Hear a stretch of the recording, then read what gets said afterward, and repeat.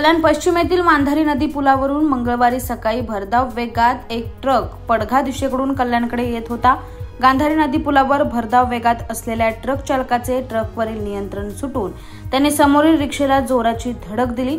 या धडकेनंतर ट्रक पुलाचा कठडा तोडून नदीत कोसळला।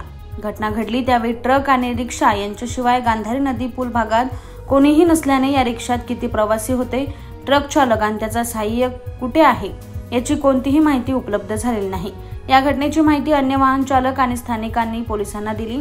पोलीस तातडीने घटनास्थळी दाखल झाले। हायवा ट्रकची धडक इतकी भीषण होती की नदीचा 10 फुटाचा कठडा तुटून ट्रक तुटलेल्या कठड्यासह नदीत पडला।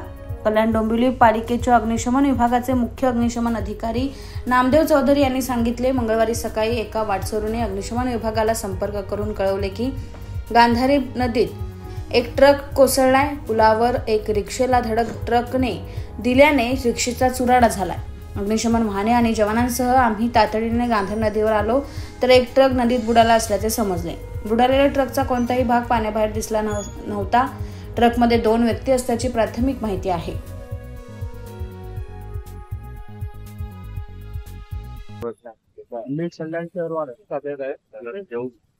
मला सदर घटनेबाबत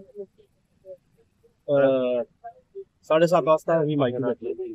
सदर ठिकाणी मी पीठमार्गाला अगोदर आले होते।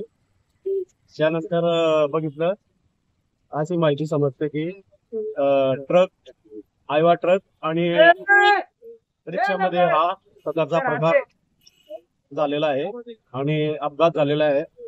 अपघातातील रिक्षामधील ती ही मयत झालेली आहे आणि हायवा ट्रक हा खाडीच्या पाण्यात पडलेला आहे। बाकीची माहिती आपण तजवीज ठेवलेली आहे।